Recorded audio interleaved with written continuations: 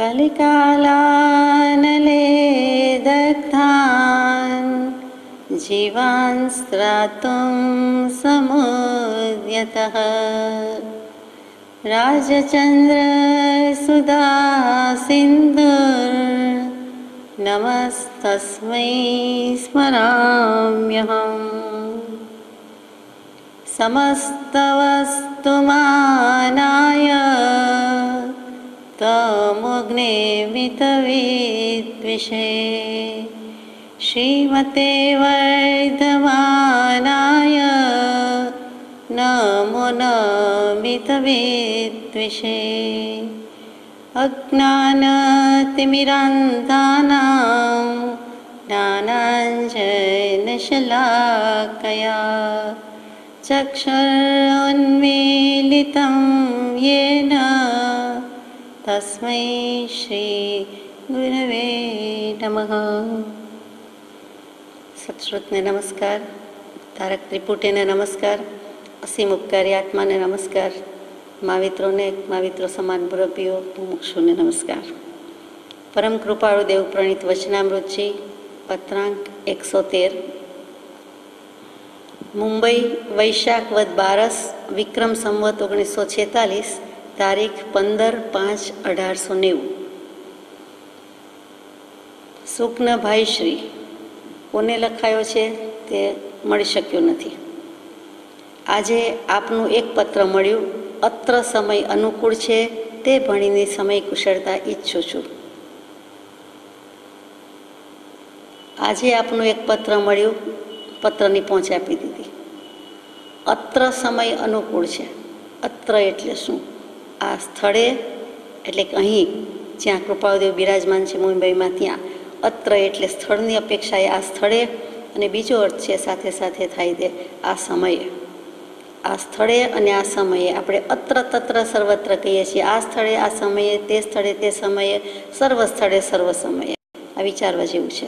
એટલે આ સ્થળે આ સમયે સમય અનુકૂળ છે. એટલે ત્યાં વખત, પ્રસંગ, કાળ અપેક્ષા લાગતી નથી. સમય સમ્યક પ્રકારે સાથે જ સમપરિણતિએ ગમન કરવું, જોવું, જે જ્ઞાન સ્વભાવ છે આત્માનો એ પરિણમી જાય છે તે સમય કહેતા આત્મા. અત્ર સમય અનુકૂળ છે. મારો આત્મા અનુકૂળ છે, મારા આત્માને અનુકૂળતા છે. અનુકૂળતા કોને કહેવાય? તો સ્વભાવની સિદ્ધિ કરે ધર્મ તે જ અનુકૂળ, તે અનુકૂળતા છે. અત્ર સમય અનુકૂળ છે તે ભણીની, એટલે કે ત્યાં જ્યાં પત્ર લખ્યો છે ત્યાં એ પણ મળી શક્યું નથી. ત્યાંની સમય કુશળતા ઈચ્છું છું. આપણે કહીએ કે અમે આનંદમાં છીએ, ત્યાં પણ તેમ હશે. અમે સ્વસ્થ છીએ, આપ સ્વસ્થ હશો, અથવા ક્ષેમ કુશળ ઈચ્છું છું. એટલે અહીંયા સમયની ક્ષેમ કુશળતા ઈચ્છી છે. મારો આત્મા મજામાં છે, મારો આત્મા આનંદમાં છે. આત્મા માટે મજામાં કહેતા નથી. આપણે સામાન્ય રીતે કેમ છો? આનંદ છે, આનંદમાં છીએ કહીએ છીએ. આપને જે પત્ર પાઠવવું મારી ઈચ્છામાં હતું તે પત્ર અધિક વિસ્તારથી લખવાની અવશ્ય હોવાથી, તેમજ તેમ કરવાથી તેનું ઉપયોગીપણું પણ અધિક ઠરતું હોવાથી તેમ કરવા ઈચ્છા હતી અને હજુ પણ છે. મારે જે આપને પત્ર લખવો હતો અને મારી ઈચ્છા, ધારણા, ભાવ પ્રમાણે જે હતું તે વધુ વિસ્તારથી સવિગત લખવાની ઈચ્છા હતી, અને એમ કરવામાં થોડો સમય વધુ જોઈએ અને જરૂરી પણ હતું, અને લખ્યો હોત તો આપને વધુ ઉપયોગી થાત. તેમ છતાં હવે હું જેટલું છે તેટલું લખી નાખું છું. એટલે વધુ લખવું છે, લાંબુ લખવું છે, સરખું લખવું છે, એમાં થોડુંક ઢીલ થઈ છે, થોડોક વિલંબ થયો છે, પણ હવે એ ઈચ્છા બર આવી નથી. તથાપિ કાર્ય ઉપાધિનું એવું સબળ રૂપ છે કે એટલો શાંત અવકાશ મળી શક્યો નહીં, અને હજુ થોડો વખત મળવો પણ સંભવિત નથી. ત્રણેય કાળની વાત લખી દીધી કે અત્યારે ઉપાધિમાં બેઠા છીએ. કાર્યની ઉપાધિ એવી છે કે ઉપાધિનું કાર્ય એવું છે, અને સબળ રૂપ છે, ઘણું બળવંતું છે, પ્રબળ છે. પ્રબળ નથી લખ્યું, સબળ છે. એનામાં પણ શક્તિ છે. આ ઉપાધિમાં જે શક્તિ રહેલી છે સબળપણું છે કે મને એવો શાંત અવકાશ મળતો નથી, ફુરસદ નથી, નિરાંત નથી, નવરાશ મળી શકતી નથી. મળી શક્યો નહીં, કાઢી શક્યો નહીં, અને હજુ થોડો વખત એ મળવો સંભવિત નથી. આપને આ સમયમાં એ પત્ર મળ્યું હોત તો વધારે ઉપયોગી થાત. એટલે જ્યાં લખાયું છે ત્યાંના સંયોગ, અનુકૂળતા, પ્રતિકૂળતા જે કંઈ છે એ કન્ડિશન્સ પ્રમાણે, એ સંયોગ પ્રમાણે જો પત્ર લખાઈ ગયો હોય તને મળ્યો હોત તો વધુ ઉપયોગી થાત, એમ પણ લખ્યું છે. તો પણ હવે પછી પણ તેનું ઉપયોગીપણું તો અધિક જ આપ પણ માની શકશો. આ લખ્યું છે એ પણ થોડું લખ્યું જાજુ જ માનવાનું છે અને આમાં પણ ઉપયોગી થાય તેવું જ લખીએ છીએ. આપની જિજ્ઞાસાના કંઈક ક્ષમાર્થે ટૂંકું તે પત્રનું વ્યાખ્યાન આપ્યું છે. તે પત્ર તો જે લખવા ઈચ્છા હતી કે સવિસ્તર લખવો હતો એ તો નથી લખાયો, પણ આપની જે જિજ્ઞાસા છે, જિજ્ઞાસા કહેતા અહીંયા તત્વ જાણવાની ઈચ્છા. સંસારથી વિરક્ત ભાવ હોય તો મોક્ષ કેમ મળે, અથવા તો વૈરાગ્ય, સંવેગ, નિર્વેદ બધું લગભગ સાથે જાય છે, છતાં પાયામાં પેલો મૂળમાં મૂળ વૈરાગ્ય જોઈએ છે, પછી ઉપશમ એટલે કે કશાયની ઉપશાંતતા વગેરે. તો એ પણ જિજ્ઞાસા છે. તત્વ શું, આત્મા શું, દર્શન શું કહે છે, વિતરાગવાણી શું કહે છે વગેરે જે જિજ્ઞાસા છે તે જિજ્ઞાસાના સમાધાન માટે કંઈક ક્ષમાર્થે કંઈક ક્ષમ થાય, પ્રશમ ભાવ આવે, શાંતપણું પામે, ઉપશમતા આવે. એટલે ત્યાં ઉપશમ ભાવ જ કેવો છે, ઉપશમતા આવે, શમ. સમાધાન શાંતિનો જ શબ્દ અહીંયા શમ અર્થે ટૂંકું તે પત્રનું વ્યાખ્યાન આપ્યું છે. વ્યાખ્યાન કહેતા વિશદ વર્ણન કર્યું છે. વી વત્તા આ વત્તા ખ્યા. આત્માને ઓળંગ્યા સિવાય, આત્માની મર્યાદામાં રહીને આત્માના ભાવ સ્પર્શ્યા પછી કૃપાદેવ લખે છે વી આખ્યા. આત્માનું સ્વરૂપ પ્રસિદ્ધિમાં આવી ગયું છે, એટલે કે અમને આત્માનુભવ છે, કૃપાદેવની દશા છે, એનું નામ વ્યાખ્યાન. આપણે ગમે તેનું વ્યાખ્યાન પ્રવચન કહીએ છીએ, પણ વિતરાગ પુરુષનું જ વ્યાખ્યાન પ્રવચન કહેવાય, બાકી તો વક્તા કહેવાય. કહેવા પૂરતા કહેવાય, નામ પૂરતા કહેવાય. સાચું વ્યાખ્યાન, સાચો પુરુષ જે થયો છે, યથાર્થ વક્તા કોણ, તો કે વિતરાગ પુરુષ, અરિયંત પરમાત્મા, પરમ કૃપાળુદેવ જેવા તે પુરુષો છે, કેવલી ભગવંતો છે. બાકી વાતો કહેવાય. વાણી તે વાણી, બાકી હવા ને પાણી. એમ છે બ્રહ્મચારી જે લખ્યું છે, બધા સ્વીકારે છે તે. એ આત્મામાંથી લૂંછાઈને સ્પર્શાઈને નીકળતી વાણી છે એટલું જ નહીં, પણ લક્ષણથી, ગુણથી, વેદનથી આત્મ સ્વરૂપ જેમ છે તેમ જાણ્યું છે, સાંગોપાંગ જાણ્યું છે, યથા યોગ્ય જાણ્યું છે. અને જેટલું વક્તવ્ય પણ આવી શકે તેટલું કહે છે, કેમ કે સ્વરૂપસ્થ થયા પછી નીકળતી વાણી છે. એટલે વાણીની સાથે કંઈ તત્તુલ્ય અભાવાત અનામિકા સાર્થવતી બભૂવ. એવી વાણીની સાથે એ જીન વાણી, વિતરાગ વાણી સાથે કોઈ વાણીની તુલના થઈ શકતી નથી. એને પરાવાણી કયો, એને ઓમકારનાથ કયો, એને દિવ્ય ધ્વનિ કયો, જે ગમે તે કયો, પણ એ વાણી જુદી છે. તો એને વક્તા કયા, સફળ વક્તા કયા, યથાર્થ વક્તા કયા જાય છે. બાકી વક્તા કહીએ છીએ એટલે પ્રવચન વ્યાખ્યાન પડે છે, પણ એટલા માટે જ આપણે મોટે ભાગે સજગ રહીને સ્વાધ્યાય શબ્દ વાપરીએ છીએ કે આ તો સ્વાધ્યાય છે, અથવા તો સ્વાધ્યાયની તક છે, અથવા તો આપણે તો આપણા સ્વાધ્યાય અર્થે કરવાનું છે. તો તે વ્યાખ્યાનની વાત કે છતાં આપની જિજ્ઞાસાના સમાધાન થાય એટલા માટે હું કંઈક ક્ષમ શાંતિ મળે એટલે થોડુંક લખું છું, ટૂંકમાં લખું છું. આપની પહેલાં આ જન્મમાં હું લગભગ 2 વર્ષથી કંઈક વધારે કાળથી ગૃહાશ્રમી થયો છું, એ આપના જાણવામાં છે. જેમને લખાયું છે તેમને કે આપની પહેલાં આ ભવમાં, આ જન્મમાં, એટલે કે વિક્રમ સંવત 1944માં કૃપાદેવે ગૃહાશ્રમમાં પગ મૂક્યો અને અત્યારે વિક્રમ સંવત 1946 ચાલે છે. એટલે લગભગ 2 વર્ષથી કંઈક વધારે, 2 વર્ષને 2 મહિના 4 મહિના જે હોય તે, તો એ આપના જાણવામાં છે. ગૃહાશ્રમી જેને લઈને કહી શકાય છે તે વસ્તુ, અને મને તે વખતમાં કંઈ ઘણો પરિચય પડ્યો નથી, તો પણ તેનું બનતું કાયિક, વાચિક અને માનસિક વલણ મને તેથી ઘણું ખરું સમજાયું છે, અને તે પરથી તેનો અને મારો સંબંધ અસંતોષ પાત્ર થયો નથી. કેવી રીતે મૂક્યું છે કે ગૃહાશ્રમ લોકો જેને કહે છે, જગત જેને કહે છે, જગતવાસી જીવો કહે છે, તે લગ્ન, તે પરિચય, તે જે કયો તે એક લાઈફ પાર્ટનર, ભાગીદારી, સહધર્મચારિણી, જે શબ્દ કહેવાતો હોય તે, તો જેને લઈને કહી શકાય છે તેનો મને કંઈ ઘણો પરિચય રહ્યો નથી, પડ્યો નથી. શરૂઆત થઈ ગઈ છે, લોકો જાણે છે, પણ મને એટલો પરિચય થયો નથી. છતાં મન વચન કાયાથી જે કંઈ વલણ સમજાયું છે તે પરથી તેનો અને મારો સંબંધ અસંતોષ પાત્ર થયો નથી. એટલે કે અસંતોષ નથી, 2 નેગેટિવ મેક્સ 1 પોઝિટિવ, એટલે કે સંતોષકારક રહ્યો છે એમ અર્થ થાય. અસંતોષ પાત્ર નથી એટલે સંતોષજનક છે.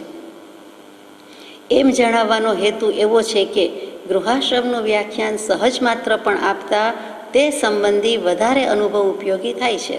મને કંઈક સાંસ્કારિક અનુભવ ઉગી નીકળવાથી એમ કહી શકું છું કે મારો ગૃહાશ્રમ અત્યાર સુધી જેમ અસંતોષ પાત્ર નથી, તેમ ઉચિત સંતોષ પાત્ર પણ નથી. આ કૃપાદેવની શૈલી, પરમાત્માની શૈલી આવી જ હોય. કેમ કે યથાર્થ પુરુષ હોય, યથાર્થ વક્તા હોય, યથાર્થ લેખક હોય, એટલે કોઈ નહીં, કોઈ અંશ, કોઈ લાગણી, કોઈ અંતઃકરણ, કોઈ વૃત્તિ ક્યાંય દુભાઈ નહીં, કોઈ નહીં દુભાઈ નહીં, એમાં બધું આવી ગયું, પોતાનું કે બીજાનું. અને છતાં વસ્તુ જેમ છે તેમ લખવી હોય તો આ સિવાય કેવી રીતે આવી શકે? એટલે જેમ અસંતોષ પાત્ર નથી એટલે સંતોષજનક છે, એમાં પણ મને એમાં ઉપયોગી શું થયું છે તો કે અનુભવ ઉપયોગી થાય છે. જે કંઈ હું વર્ણન કરું છું એમાં હવે અનુભવ ભેગો મળ્યો છે, અનુભવ સહિત કહું છું, એટલે મને કંઈક સાંસ્કારિક અનુભવ ઉગી નીકળવાથી એમ કહી શકું છું. સંસ્કારિક અનુભવ શું તો કે જે કાંઈ છે તે મતિશ્રુત જ્ઞાનના સંસ્કારથી જ બધું છે. તો એક સંસ્કાર એટલે હંમેશા આપણે એને પવિત્ર અને શુભના અર્થમાં જ લીધું છે કે સંસ્કારી જીવ છે, સંસ્કારી આત્મા છે. સંસ્કાર બોલે છે એટલે ત્યાં આપણે સુસંસ્કારના અર્થમાં જ કહીએ છીએ. ક્રુ આવ્યો, સારી રીતે જે કરી દીધું છે તે, એટલે કે ફાઇન અને રિફાઇન્ડ, એટલે વધારે સારું, સુંદર, અને એને પણ સંસ્કાર પામેલું છે, સુધારેલું, સમારેલું, સમાર્જન કરેલું છે. એટલે હંમેશા સારા અર્થમાં જ સંસ્કાર શબ્દ બોલીએ છીએ. હકીકતમાં સંસ્કાર બંને હોઈ શકે, માઠાઈ હોઈ શકે, સારાઈ હોઈ શકે. એટલે જે પૂર્વ ભાવમાં જે કાંઈ ભાવ કર્યા હોય, અશુભ ભાવ કર્યા હોય, શુભ ભાવ કર્યા હોય, એ વશાત જે દ્રવ્ય કર્મ, ભાવ કર્મ, નો કર્મના સંબંધ થયા છે, ભલે પૂતગલ છે પણ પૂતગલ વૈરીડું તો કે પૂતગલ વૈરીડું છે. આત્માને પૂતગલ વૈરી લાગે છે કે આ પૂતગલની શક્તિ અચિંત્ય, મારી આત્માની શક્તિ પણ અચિંત્ય, પોતે પોતાનો વૈરી. આ કેવી ખરી વાત છે. 112મા પત્રમાં મૂક્યું કે મોહાચ્છાદિત દશાથી વિવેક ન થાય એ ખરું, પણ વસ્તુગતે એ વિવેક ખરો છે. તો ત્યાં તાળો મળે છે આપણને કે આત્મા પોતે જ પોતાનો શત્રુ, પોતે જ પોતાનો મિત્ર. અને અહીંયા અનુભવપૂર્વક કહે છે ને કયા સંસ્કાર તો કે પૂર્વજન્મના સંસ્કાર, પૂર્વના સારા સંસ્કાર હોય, કેટલાક કર્મ, ભોગાવલી કર્મ બાકી હોય તો ત્યાં શુભ કયો કે અશુભ કયો એ પણ છેલ્લા આપી દેવાના હોય તો એ પણ અનુભવ કહેવાય, એ પણ સાંસ્કારિક અનુભવ કહેવાય. પવિત્રતાના સંસ્કાર રૂપી અનુભવ છે. પૂર્વભવના કોઈ પણ વિષય વાસનાના સંસ્કાર એ પણ છે. અને એના પરિણામે નિપજતું કોઈ પણ જીવન ભાગીદારી જે કહો તે લાઈફ પાર્ટનર, સહધર્મચારીણી, તો એની સાથેના જે સંબંધ છે, સાદી ભાષામાં પત્ની સાથેના સંબંધ છે, પતિ તરીકેના સંબંધ છે, તો તેમાં પણ તો કે જે કંઈ પૂર્વનું બાકી રહ્યું હોય તે છેલ્લું ભોગાવલી કર્મ તીર્થંકર દેવને, ખુદાને પણ ભોગવવું પડ્યું છે. તો બીજાને બધાને ભોગવવું પડે, એમાં નવાઈ નથી.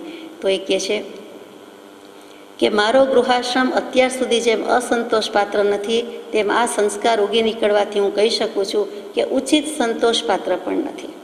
સંતોષ પાત્ર એટલે સંતોષજનક એમ કહીએ, સંતોષને યોગ્ય, સંતોષી. અને ઉચિત જેવો જોઈએ તેવો, યથા યોગ્ય. હવે અહીંયા યોગ્યતા શબ્દ આવી એટલે શાસ્ત્રોમાં જે યોગ્યતા તત્સમયની, પર્યાયની યોગ્યતા વગેરે ભારેખમ શબ્દો લાગે છે તેની વાત આવી કે તે ઉપાદાન અને નિમિત્તનો સંબંધ અહીંયા આવી ગયો કે નિમિત્ત નૈમિત્તિક સંબંધ છે. એટલે જે કંઈ મને ઉચિતપણે, યોગ્યપણે થવું જોઈએ તે સંતોષ નથી. જ્ઞાની પુરુષો સંતોષ લખે ત્યારે સંતોષ આપણે જે માનીએ છીએ તે સીધો સાદો હોઈ શકે જ નહીં.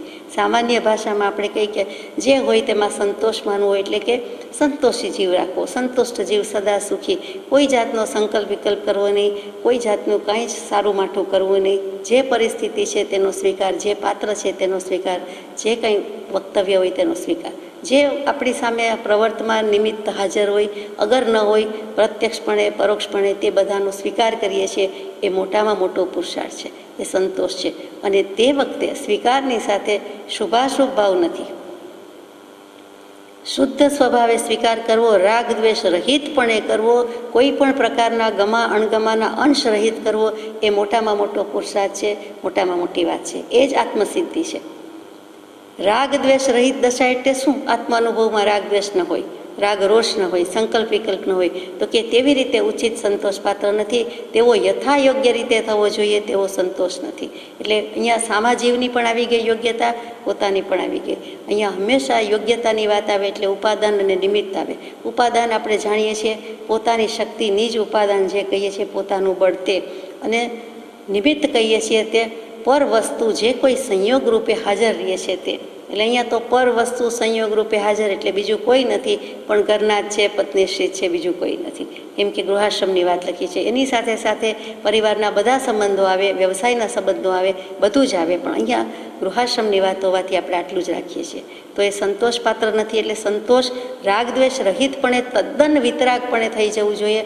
જાણે કે કેવલદાન થઈ જાય અને પછી કોઈ રાગ રોષ ન હોય, અંશ માત્ર ન હોય, એ દશા ઈચ્છે છે, જોઈએ છે, તો એ રીતે ઉચિત સંતોષ પાત્ર નથી એમ સમજાય છે. તે માત્ર મધ્યમ છે. અને તે મધ્યમ હોવામાં પણ મારી કેટલીક ઉદાસીન વૃત્તિની સહાયતા છે. મધ્યમ સંબંધ રહ્યો છે, મધ્યમ સંતોષી. જુઓ, વચ્ચે આવી ગયા તટસ્થ, વિતરાગ ભાવ, સાક્ષી ભાવ, જ્ઞાતા દૃષ્ટા ભાવ, નાયક ભાવ, જે કયો તે. અને મધ્યની હંમેશા કિંમત રહી છે. મધ્ય વચલાને વાંધા એમ નથી, પણ વચલા વિશેષ. અહીંયા વચલાને વાંધા નથી. મધ્યમ સારું કીધું છે, કેમ કે અંતરનું સુખ અંતરમાં છે. તે અંતર એટલે મધ્ય, એ પણ ખરું. એટલે ત્યાં પણ મધ્યમાં છે. બે રીતે બેલેન્સ રાખ્યું છે. ઓછું વધતું નથી કીધું, જઘન્ય અને ઉત્કૃષ્ટ નહીં, પણ મધ્યમ છે. એ મધ્યમ શા માટે રહી શક્યો છે? તો પોતે કહ્યું કે મારી કેટલીક ઉદાસીન વૃત્તિની સહાયકતા છે. હું જગતવાસી જીવોથી અથવા દેહભાવથી, સંસાર ભાવથી, લૌકિક ભાવથી ઉપર ઉઠી ગયો છે. અબવ ઓર્ડિનરી છે, એક્સ્ટ્રા ઓર્ડિનરી છે, વેરી સ્પેશિયલ વન છે. એટલે જે એક્સેપ્શનલ કેસ છે, અપવાદરૂપ પુરુષ છે, આવા હજારો વર્ષે, લાખો વર્ષે થાય, હજારો વર્ષ તો ચોક્કસ એવા અપવાદરૂપ પુરુષ છે. તત્વજ્ઞાનની ગુપ્ત ગુફાના દર્શન લેતા ગૃહાશ્રમથી વિરક્ત થવાનું અધિકતર સૂચે છે.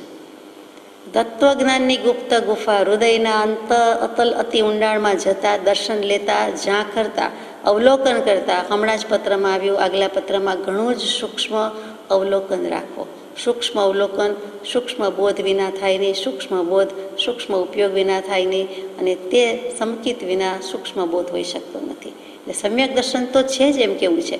તત્વજ્ઞાનની ગુપ્ત ગુફા, એ ભલે ને ગુપ્ત રહી હોય, એટલે કે અંતર દેખાતું નથી, પણ અંતરનું સુખ અંતરમાં છે તો અનુભવી લીધું છે, આત્મદર્શન થઈ ગયું છે. એટલે તત્વજ્ઞાનની ગુપ્ત ગુફાના દર્શન લેતા સમ્યક દર્શન આવી ગયું. ગૃહાશ્રમથી વિરક્ત થવાનું અધિકતર સૂચે છે. તે વિરક્ત એટલે શું? તો કે 5મા પત્રમાં બોધવચનમાં મૂક્યું કે રાગ દ્વેષ આદિથી વિરક્ત થવું એ જ સમ્યક જ્ઞાન.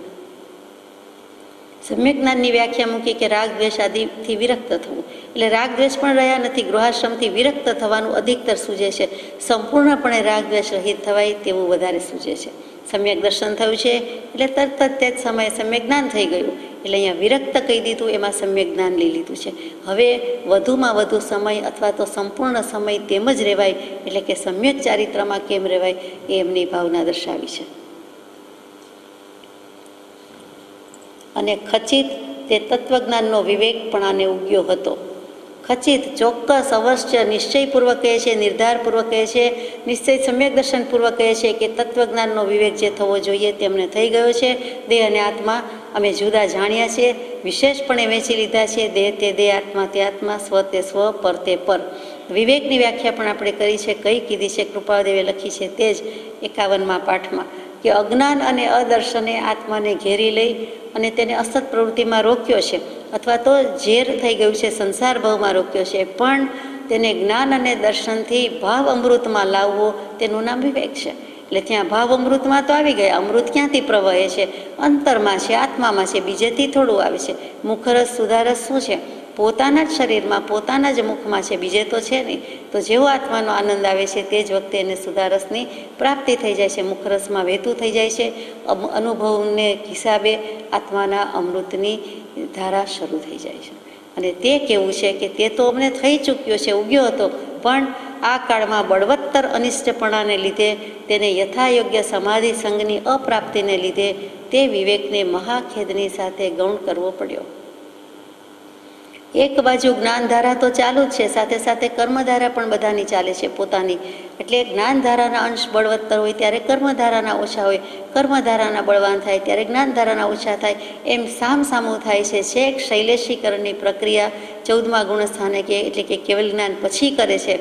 મન વચન કાયાના યોગ પણ રૂંધી દેવાની વાત આવે છે, ત્યારે કહેવાય કે હવે જ્ઞાનધારા અને શૈલ કર્મધારા એટલે ત્યાં સંપૂર્ણ થઈ. એટલે એટલા સંવરના અંશ પૂર્ણ સંવર ત્યારે કયો જાય છે, કેમ કે મન વચન કાયાના યોગ હોવાથી પણ હજુ કંઈક બાકી કહેવાય તે પણ પછી પૂરું થઈ જાય છે. તે તો છેવટની દશા થઈ, અને અહીંયા તો આ દશાની વાત છે. તો કે એ વિવેક તો છે જ, હતો જ, પણ બળવત્તર અનિષ્ટપણાને લીધે કોનું? તો કે ઉદાસીનપણે સહાયક એવો કાળ વગોવાયો, કાળ નિંદાયો છે. કે આ દુષ્મ કાળ, હુંડાવ સર્પિણી કાળ, આવો વિકટ કાળ, આવો વિષમ કાળ, આ કળી કાળ. અને 126મા પત્રમાં કળીકાળનું સ્વરૂપ મૂક્યું છે, ત્યારે વધારે વિચારીશું. પણ એટલો પ્રસંગ પડ્યો છે કે કોઈ વૈરાગ્ય અને ઉપશમવાળા પાત્રો દેખાતા નથી, જડતા નથી. એવા સત્સંગી તરવાના કામી કોઈ જીવો દેખાતા નથી. તો કે એમાં વૈરાગ્ય ઉપશમને પાત્ર જીવોની છાયા પણ મળતી નથી. જીવો દુર્લભ થઈ ગયા છે. કોની પાસે હૃદય ખોલવું એ પણ વેદના થાય છે, વગેરે વગેરે એમણે લખ્યું છે તે. તો એવો આ કાળ છે, કળી કાળ. ઠામ ઠામ ઠેક ઠેકાણે પ્રવેશી ગયો છે. એકલા રાજાના મુગટમાં નથી, પણ બધે જ પ્રવેશી ગયો છે. ગમે ત્યાં માખી, મચ્છર, જમ્સ, જંતુ હવામાં રહેલા છે અને ગમે ત્યારે ગમે તે રોગ દર્દ લાવી શકે તેમ કળીનો પ્રવેશ બધે થઈ ગયો છે. આપણે જાણીએ છીએ જ્યાં જીવી રહ્યા છીએ તે એક બાજુ શ્રી મહાવીર સ્વામીનું શાસન છે, બીજી બાજુથી કળિયુગનું શાસન છે. કળિયુગમાં જીવી રહ્યા છીએ. કૃપાળુદેવ પણ કાળનો સામનો કરે છે, મુકાબલો કરે છે. સામા પ્રવાહે પૂરમાં ખેંચાઈને જવાનું છે, તરીને જવાનું છે. સામા પૂરમાં જવું પ્રતિશ્રુતિ થવાનું છે, આપણે પણ તે જ થવાનું છે. તો કાળના બળવત્તર અનિષ્ટપણાને લીધે ઈચ્છનીય નથી, અનિષ્ટ છે, તેને યથાયોગ્ય સમાધિ સંઘની અપ્રાપ્તિને લીધે, એટલે જે પૂર્ણ સમાધિ થઈ જવી જોઈએ. સમાધિ શું? તો કે આત્મ પરિણામની સ્વસ્થતાને શ્રી તીર્થંકર સમાધિ કહે છે. પોતાની જ વ્યાખ્યા છે 568-69. પછી અસમાધિ તો કે આત્મ પરિણામની અસ્વસ્થતાને અસમાધિ કહે છે. તો અહીંયા સમાધિ સંઘની અપ્રાપ્તિને લીધે, સમાધિની અપ્રાપ્તિ નથી પણ સમાધિ થાય તેવા સંઘની અપ્રાપ્તિને લીધે, એટલે અમને સમાધિનો સંઘ થવામાં, સંપૂર્ણપણે થવામાં પણ આ વિવેકને ગૌણ કરવો પડ્યો છે. મહાખેદની સાથે ગૌણ કરવો પડ્યો છે. ગૌણ શું અને મુખ્ય શું? વસ્તુ બે છે, મુખ્ય અને ગૌણ. કોઈ પણ વસ્તુમાં ક્યાંય પણ કહીએ પ્રધાન અને ગૌણ, મુખ્ય અને ગૌણ. તો કે ગુણ શબ્દ ગૌણ આપણે લઈએ છીએ, બોલીએ છીએ ત્યારે આપણને સાવ ગૌણ ભાવ આવી જાય છે કે મુખ્ય તો નહીં ને, મૂળ તો નહીં ને, પ્રભાવ અથવા પ્રધાન ભાવ તો નથી ને. પણ ગુણ શબ્દ પરથી ગૌણ શબ્દ આવ્યો હોવાથી મહત્ત્વ પણ સમજાય છે કે ગૌણ કરવો પડ્યો છે એટલે ગુણની દ્રષ્ટિએ કરવો પડ્યો છે. આત્મા છે, વૈરાગ્ય ઉપશમ ગુણ છે, પ્રાપ્તિ છે, સમાધિ પ્રાપ્તિ છે, સમ્યક દર્શન, સમ્યક જ્ઞાનની પ્રાપ્તિ છે. છતાં એવા ગુણો તો પ્રગટ્યા જ છે. સર્વગુણાંશ તે સમ્યક્ત્વ 95માં પત્રમાં આવી ગયું કે હે સમ્યક દર્શન અથવા સર્વગુણાંશ તે સમ્યક્ત્વ, અત્યાર સુધી તારું ગુપ્ત રહેવું ક્યાં થયું હતું અને તારું આ કાળમાં અત્યારે મારી પાસે આવવું ક્યાંથી થયું? આશ્ચર્ય છે આનંદ કરતાં પણ. તો એ અત્યારે આવા કાળમાં, આવા દુષ્મ કાળમાં તું મારી પાસે આવી ચડ્યું ખરું, અંતે તે મને શોધી કાઢ્યું અથવા તો મેં તારી ભાળ મેળવી. જે કહેવું હોય તે આત્માએ જ આત્મદર્શન કરવાનું છે, એવી રીતે આપણે વિચારીએ છીએ. તો અહીંયા એ વિવેક થઈ ગયો છે, ભેદ જ્ઞાન છે, દેહ આત્મા જુદા છે, છતાં દેહભાવમાં રહેવું પડે અથવા તો દેહ અને દેહાદિક પદાર્થ સાથે વસવું પડે. તો કે મેં ગૌણતાએ લીધું છે, મહાખેદ રાખ્યો છે. મુખ્ય, પ્રધાન, પ્રધાન એટલે જ આત્મા. પ્ર વત્તા ધા, પ્ર એટલે પ્રકૃષ્ટ, ઉત્કૃષ્ટ એવું આત્મ સ્વરૂપ, અને તેને ધારણ કરવું, સ્થિર થવું, સ્થિર રાખવું, સ્થિતિ કરવી, તેનું નામ પ્રધાન. એકલો પ્રધાન કે પ્રમુખ શબ્દ બોલીએ તો આપણને આત્મા જ યાદ આવે, મંત્રીમાં નહીં યાદ આવે, પણ પ્રધાન અને પ્રમુખમાં તો એ જ યાદ આવે. અગ્રેસર કહીએ તો પણ આત્મા જ યાદ આવે કે અગ્ર, એકને અગ્ર આગળ રાખીને ચાલવાનું છે. નાકના ટેરવા ઉપર દૃષ્ટિ રાખીને જેમ ધ્યાન ધરીએ છીએ અથવા ધ્યાન થઈ જાય છે, તેવી જ રીતે એક આત્માને યાદ રાખીને કરે તો સ્વરૂપને ગૌણ કરવું પડ્યું નથી, સ્વરૂપ તો સાથે જ છે. એટલે અહીંયા ગુણની દૃષ્ટિએ મારે ગૌણ કરવો પડ્યો એમ. એટલે પ્રધાન અને મુખ્ય, મુખ્ય અને ગૌણ એ દૃષ્ટિએ કરવો પડ્યો. પેટા પ્રકારે ગૌણ કરવો પડ્યો. આત્માને સાઈડમાં જેમ ખાતું પાડે છે, ખાતા વહી, એવી રીતે સાઈડમાં આપણે કહીએ એ સાઈડ કરવો પડે, કોરાણે મૂકવું પડે. તો આત્મા કંઈ ભૂલાય છે? સ્વરૂપનું વિસ્મરણ કંઈ થાય છે? જ્ઞાની જીવને કોઈ દિવસ થતું નથી, અજ્ઞાની જીવને થાય છે.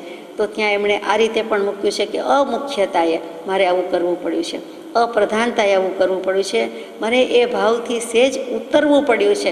પણ ક્યાં ઉતરવું પડ્યું છે?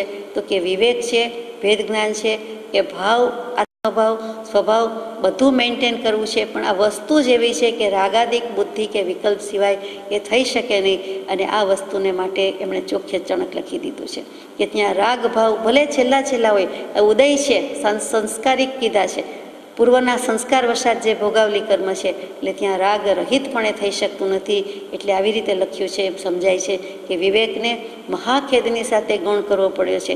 વિવેકહીન નથી, વિવેક ચૂકી ગયા નથી, વિવેક ભાન પૂરેપૂરું છે, જાગૃત અવસ્થા છે. ભોગના વખતમાં યોગ સાંભળે એ હળું કર્મીનું લક્ષણ છે, એટલું જ નહીં પણ એ પરમાત્મા થવાનું લક્ષણ છે. એ અંતરાત્મ પદની પ્રાપ્તિ થઈ ગયા પછી છે તો એ ભોગી છતાં અભોગી, બોલે છતાં મૌન, ખાય છતાં ન ખાય, ભૂખ્યા, ઉપવાસી, તો કે ના આહાર લેતા હોય તો પણ ઉપવાસી, વગેરે વગેરે છે. તે આ જ્ઞાની પુરુષની દશાની વાત છે. તો એવા કૃપાળુદેવ લખે છે. અને ખરે જો તેમ ન થઈ શક્યું હોત તો તેના આ પત્ર લેખકના જીવનનો અંત આવત.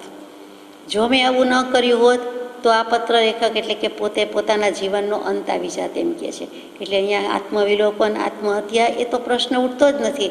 તો આયુષ્ય પૂરું થઈ જાય એમ પણ કેવું નથી. પણ શું કેવું છે? તો કે જે જીવન દેહથી, પ્રાણથી, 10 પ્રાણથી જીવાય છે, શ્વાસોચ્છ્વાસ વડે જીવાય છે, એ જીવન તો અમે જીવન કહેતા જ નથી. એ તો અજ્ઞાન છે. એ તો આપણે કહીએ છીએ કે કર્મ સંગા અમને અનાદિ, કર્મ કૃપા એ જ્ઞાન, શ્વાસોચ્છ્વાસ વડે વળી જીવીએ કેવું અમ અજ્ઞાન, અહોહો દેવ જિનેન્દ્ર મહાન. એ તો છે જ નહીં. તો પછી ભાવપ્રાણ વડે જે જીવાઈ રહ્યું છે તે આત્માના અનંત જ્ઞાન, અનંત દર્શન, અનંત સુખ, અનંત વીર્ય, અનંત ચતુષ્ટય શુદ્ધ ચેતના નિશ્ચય કરવા યોગ્ય રહે. અને એ જ સ્વરૂપનો આનંદ છે. નિયમસારમાં મૂક્યું છે તે એ તો કયો જતો નથી, એ તો છે જ. જો એ પણ જતો રહ્યો હોય તો જીવન હારી ગયા, જીવનનો અંત આવત. ભાવપ્રાણ વિનાનું, આત્માના ગુણ વિનાનું જીવન તે કાંઈ જીવન છે? આપણે પણ કહીએ છીએ કે જીવતા છતાં મરેલા જેવું કહેવા પૂરતું જીવીએ છીએ, નામ પૂરતું જીવીએ છીએ. જીવનમાં શું રસ છે, સ્વાદ છે? જેમ સંસારમાં નથી એમ જીવીએ છીએ, ગાડું ગબડાવીએ છીએ, એક એક દિવસ ઓછો થાય છે. આવા આપણે પોચકા વચન, નિરાશ ભાવના વચન આપણને તો પોસાય એમ જ નથી. એક એક સમયની કિંમત કીધી હોય. ચક્રવર્તીની સમસ્ત સંપત્તિ કરતાં મનુષ્ય ભવનો આપણો સમય મૂલ્યવાન.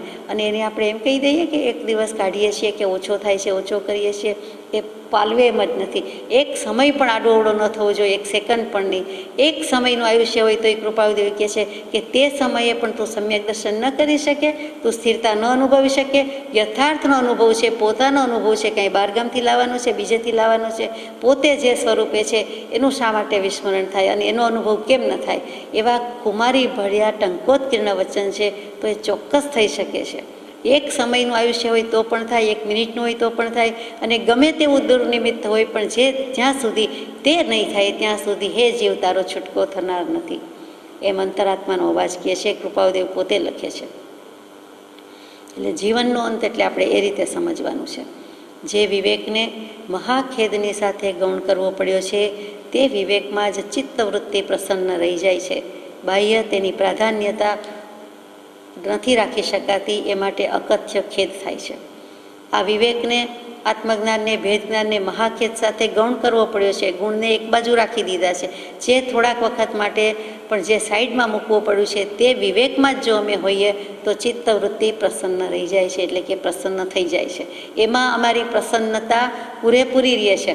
જ્યાં સુધી આત્માને ઉપયોગની જાગૃતિ છે ત્યાં સુધી તો અમારી પ્રસન્નતા જ છે. તે પ્રસન્નતા એટલે રાગ દ્વેષ રહિતતા, સંકલ્પ વિકલ્પ રહિતતા છે. એ ખુશી સત્પુરુષની જુદી છે, એનો રાજીપો જુદો છે, એનો આનંદ જુદો છે. રાગ દ્વેષ રહિત છે, સંતોષ છે. પણ બાહ્ય રીતે એની પ્રાધાન્યતા એટલે મુખ્યતા રાખી શકાતી નથી. પહેલાં ગુણની ગૌણતાથી વાત કરી, હવે આત્મા તત્વ બળવાન, ઉપાદાન, એની પ્રાધાન્યતા, એની શક્તિ, ઉપાદાન જ બળ્યું છે. એને બીજા કોઈ શું કરી શકે? તો કે તે વખતે અકથ્ય ખેદ થાય છે કે અમે બાહ્ય રીતે આ મુખ્ય રાખી શકતા નથી. બાહ્ય રીતે તો જીવ એમ જ જાણે છે કે તો વ્યવહારમાં પડ્યા, પરિવારમાં પડ્યા, વ્યવસાયમાં પડ્યા, વગેરે વગેરે. એટલે આટલું ગૌણપણું થઈ જાય છે, અપ્રાધાન્યપણું થઈ ગયું છે. તો એનો અકથ્ય ખેદ થાય છે, જે ખેદ અમારાથી વાણીમાં આવી શકતો નથી, કહી શકતા નથી. તથાપિ તો પણ જ્યાં નિરૂપાયતા છે ત્યાં સહનતા સુખદાયક છે. જ્યાં નિરૂપાયતા, જ્યાં લાઈલાજી છે, જ્યાં કોઈ ઉપાય પ્રવર્તી શકે એમ નથી. ઉપાય શબ્દ મજાનો છે. ઉપવત્તા અય જવું, ઉપ એટલે પાસે, ઉપાયમાં જ બધું આવી ગયું. આત્મા પાસે જવાનું શક્ય નથી. તેનું નામ ઉપાય. મોક્ષ છે, મોક્ષનો ઉપાય છે, એટલે કે મોક્ષની પાસે જઈ શકાય છે, તે ઉપાય છે. તો ત્યાં અહીંયા નિરૂપાયતા લાગી છે તો ત્યાં શું સુખદાયક છે? તો કે સહન કરી લેવું. તિતિક્ષા ગુણ, વેદાંતમાં ષટ દર્શન સંપત્તિ મૂકી, ષટ વિવેકની મૂકી, વિચારની ષટ સંપત્તિ કહે છે. એમાં શમ, દમ, ઉપરામતા એટલે કે ઉપરતી, તિતિક્ષા મૂકી અને છેલ્લે સમાધાન મૂક્યું છે. તેની વાત છે. તો કે સહી લેવાનું છે. ખમી ખૂંદવું કહ્યું છે પ્રભુશ્રીજીએ તે આ કે બસ ક્યાંય પણ બીજું દુઃખ લગાડવા જેવું નથી. વચન બાણ હોય તો પણ દુઃખ લગાડવા જેવું નથી. કોઈ પણ વાત હોય પણ સહી લેવું, સહન કરી જવું, ખમી લેવું, તે સુખદાયક છે. એમ માન્યતા હોવાથી મૌનતા છે. માન્યતા ફરી ગઈ છે, કૃપાળુદેવ લખે છે. અવડાની સવડી થઈ ગઈ છે, ઊંધાનું સીધું થઈ ગયું છે. એટલે એમ અમારી માન્યતા છે. માન્યું શું? તો કે જાણ્યું. માં એટલે માપવું, તોલવું, જોખવું, જાણવું. એના પરથી માન્યતા. અને આપણે માનમાં જ રહી જઈએ છીએ. માન શું છે? તો કે હું અમુકને જાણું છું, અમુકને નથી જાણતો એમ નથી. પણ પોતે જે રૂપે છે એનું નિરંતર વિસ્મરણ થતું ચાલ્યું આવે છે. તો મા ઉપરથી જ માપ શબ્દ આવ્યો અને તોલ માપ આવ્યું, બધું આવ્યું આપણે જાણીએ છીએ, અને માન શબ્દ આવ્યો. એ જ માન શબ્દ પાસેથી કામ લીધું છે કે માન્યતા હોવાથી મૌનતા છે. કેવી માન્યતા છે? તો કે નિરૂપાયતા છે, ત્યાં સહનશીલતા જ સુખદાયક છે. એટલે જાણ્યું તો તેનું ખરું, માન્યું તો તેનું ખરું, જે મોહે ન લેપાય, સુખ દુઃખ આવે જીવને હર્ષ શોક નવી થાય. એનું નામ જાણ્યું કહેવાય. જ્ઞાન ત્યારે આવીને ઊભું રહે, જ્ઞાન ખડું થાય, જ્ઞાન હાજર થાય, જ્ઞાન ઉપસ્થિત થાય, જ્ઞાનની હાજરી હોય. જ્ઞાની કોને કહે? જ્ઞાન સદાય હાજર છે, ઉપસ્થિત છે.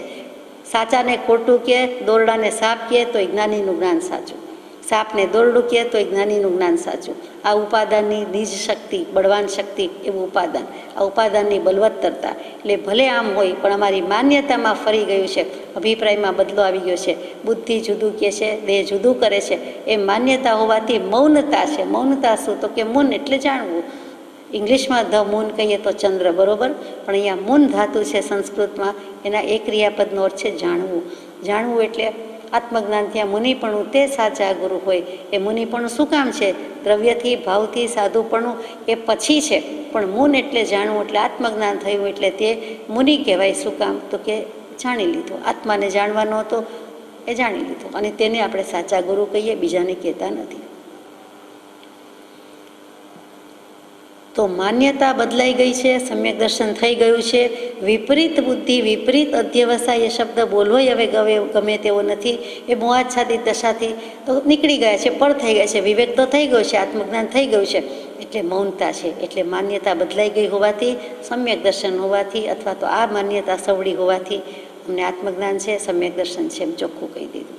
એટલે મુનિપણું કહી દીધું છે, ભાવથી મુનિપણું કહી દીધું છે. કોઈ વાર સંગીઓ અને પ્રસંગીઓ તુચ્છ નિમિત્ત થઈ પડે છે. તે વેળા તે વિવેક પર કોઈ જાતિનું આવરણ આવે છે, ત્યારે આત્મા બહુ જ મૂંઝાય છે. કોઈ વાર ભગવાન 22 વર્ષના ભગવાન લખે છે, કોઈક વાર સંગી અને પ્રસંગીઓ બહુ તુચ્છ નિમિત્ત થઈ પડે છે. એક તો નિમિત્ત જ ઉપાદાનની પાસે તુચ્છ જેવું, એમાં આને તુચ્છ નિમિત્ત કીધું કે નિમિત્ત હંમેશા તુચ્છ જ એવું નથી, નિમિત્ત હંમેશા સારા જ એવું નથી. આપણે જાણીએ છીએ શુભ નિમિત્ત હોય, અશુભ નિમિત્ત હોય, એમાં ઉત્કૃષ્ટ પણ હોય. તીર્થંકર દેવ, જ્ઞાની પરમાત્મા, પરમ કૃપાળુ દેવ એ ઉત્કૃષ્ટ નિમિત્ત. એમના પ્રતિમાજી એથી ઓછા પણ ઉત્કૃષ્ટમાં જ આવે તેવા નિમિત્ત. એમની વાણી એથી ઉત્કૃષ્ટ નિમિત્ત. અહો સત્પુરુષના વચનામૃત. પ્રત્યક્ષ યોગે ઓળખાણ ન પડે તો વચનામૃતજી, આત્મસિદ્ધિજીથી અક્ષરદેહ ઓળખાણ પડી શકે છે, વધારે ઓળખાણ પડી શકે છે. તો એ બધા એવા નિમિત્ત છે. અહીંયા તો તુચ્છ નિમિત્તની વાત લીધી છે. જેમ વિષયો વગેરે તુચ્છ કહેવાય અને એના પ્રત્યે તુચ્છ ભાવ લાવવાની આજ્ઞા છે, તેમ અહીંયા તુચ્છ નિમિત્તો એના પ્રત્યે તુચ્છ ભાવ જ હોય. એને નગણ્ય જ ગણવાના હોય, નજીવા ગણવાના હોય, સાચા સારા ગણવાના હોય નહીં. તો એવા તુચ્છ નિમિત્ત કોણ થાય છે? તો કે ઘરના જ થાય છે, સંગીઓ અને પ્રસંગીઓ. કલાપી કે જુઓ અમે અમારાના હાથે હણાઈ ગયા, એવી જ એવો જ ખેલ છે, એવી જ વાત છે. સંગ અને પ્રસંગ. આપણે ક્યાંય ન હોય, ગુફાવાસી થઈએ, વનવાસી થઈએ, તો પણ આપણો આત્મા સાથે છે, ભાવ સાથે છે, ઉપયોગ સાથે છે, મનડું મનજીભાઈ સાથે છે, ગમે તેવા ભાવ કરી શકે છે. કોઈ નિમિત્ત નથી, આજુબાજુ કોઈ નિમિત્ત જોઈતાય નથી, પણ કલ્પે છે, મનમાં વિચાર કરે છે, અને આત્માનો ઉપયોગ સંકલ્પ વિકલ્પ કરીને દુનિયા ડોળી આવે છે, આકાશ પાતાળના ઘાટ ઘડી આવે છે, ગમે ત્યાં રહેતા હોય. તો નિમિત્ત શોધવા જવા પડ્યું નથી. પોતાના ક્રોધમાન માયાલોભ, પોતાના સંકલ્પ વિકલ્પ, પોતાના ગમાણ ગમા પોતાને જ આડા આવે છે. તો સંગ પોતાનો જ છે, કશાયનો સંગ પોતાને છે, જે પણ વ્યક્તિ કહે છે તે. અહીંયા સંગી કીધા છે, એટલે જ્યાં આસક્તિ રાખવી જોઈએ એમ જીવે જગતે માન્યું છે. ધર્મ પતિ ને ધર્મ પત્ની, તો એ બધા પણ સંગી છે. પરિવારજનો હોય, પછી આપ્તજનો હોય, સ્વજનો હોય, અને ખરેખર તો વ્યવસાયમાં જઈ રહ્યા છે એ પણ કહેવાય, બધા જ કહેવાય સંગી. અને પ્રસંગીઓ તુચ્છ નિમિત્ત થઈ પડે છે. પ્રસંગ શબ્દ જ ખરો છે, એ પરસંગ છે, એ પરનો સંગ છે. પણ આપણને બધાને મોટે ભાગે પ્રસંગની ખુશાલી દેખાતી વેદાતી હોય છે. હકીકતમાં સ્વ તે સ્વ, પર તે પર. સંગ ભાવ પોષાય, એકથી દો ભલા એમ થાય, પણ તરત જ ત્યાં સાત સંગાતમાં સંગ ભાવ પોષાય છે, આપણો અનુભવ છે. તો અહીંયા સંગ એટલે આસક્ત ભાવ પણ છે, અને સંગ એટલે સોબત, કંપની જે કહીએ તે પણ છે. કંપની કયો, કમ્પેનિયનશીપ કયો, સોબત કયો, સંગાત કયો, સાહચર્ય કયો, જે કયો તે. સંગી અને પ્રસંગી બધા લઈ લીધા, ઘરના ને બહારના. તુચ્છ નિમિત્ત થાય છે ત્યારે શું છે? તો કે તે વખતે વિવેક ઉપર કોઈ જાતિનું આવરણ થઈ આવે છે. જે આત્મજ્ઞાન છે, દેહ અને આત્માનો વિવેક કર્યો છે, એના પર આવરણ આવે છે. કેવું આવરણ આવે છે? કોઈક જાતિનું આવરણ આવે છે. જાતિ શબ્દ ઉપર ભાર છે. તો જાતિ શું? કોઈક જાતિ એટલે જન શબ્દ છે, એના ઉપરથી જાતિ આવ્યો એટલે કોઈક જન્મનું આવરણ આડું આવે છે. એટલે કે કોઈક ભવમાં બાંધ્યા છે તો આ ભોગાવલી કર્મ ભોગવવા પડે છે. શુભ રાગ કરવો પડે છે, રાગ થઈ જાય છે. અથવા તો તે રાગની સાથે જાગૃતિ હોવાથી નૂતન કર્મ બંધ કરી શકતા નથી, થઈ શકતા નથી. પણ જે ઉદયમાં આવ્યું છે એને સંપરિણતિએ વેદી લે છે. તો ત્યાં પણ આવરણ તો આવ્યું કે કોઈક જન્મનું આવરણ, કોઈક જન્મના કર્મ આપણે કહીએ છીએ તેમ પૂર્વ સંચિત. બીજો અર્થ એમ થઈ શકે કે કોઈક જાતિનું, એટલે જાતીય આવરણ આવી જાય છે. સ્ત્રી પુરુષના સંબંધ છે તો તે નારી જાતિનું આવરણ આવી ગયું એમ કહીએ, અથવા તો જાતીય આવરણ આવી ગયું એમ કહીએ. એથી પણ વિશેષ કહેવું હોય તો કે કોઈ જાતિનું એટલે કોઈક ગ્રુપનું, કોઈક જથ્થાનું, કોઈક સમુદાયનું આવરણ આવી જાય છે, એ પણ કહી શકાય. અને કોઈક જાતિનું આવરણ એટલે ઇન્દ્રિયનું આવરણ આવી જાય એ પણ કહેવાય. કેમ કે જાતિ 5: એકેન્દ્રિય, બેઇન્દ્રિય, તેરેન્દ્રિય, ચૌરેન્દ્રિય, પંચેન્દ્રિય. તો એ પણ આવી જાય. અને નહીંતર પછી જાત ભાતનો ભેદ નથી એમ કહીએ તો કોઈક પ્રકારનું આવરણ આવી જાય છે, જેનો કોઈ નામ ઉલ્લેખ નથી, પણ કોઈક પ્રકારનું આવરણ આવી જાય છે. બધા અર્થ મને તો બેસે છે. કોઈ જન્મનું, કોઈ સંબંધનું, અથવા તો કોઈ સમુદાયનું, કોઈ ઇન્દ્રિયનું, કોઈ પ્રકારનું, કોઈ પણ રીતે આવરણ આવે છે ત્યારે આત્મા બહુ જ મૂંઝાય છે. તે સમયની વાત કરીએ તો આત્મા મૂંઝાય છે. મૂંઝાય કે સર્વ પ્રકારની મોહાશક્તિથી મૂંઝાવાનું થાય છે, અને તેને જ મુમુક્ષુતા કહી છે. આ મોહ છે, આસક્તિ છે, આ મને પરવડે પાલવે પોષાય એમ નથી.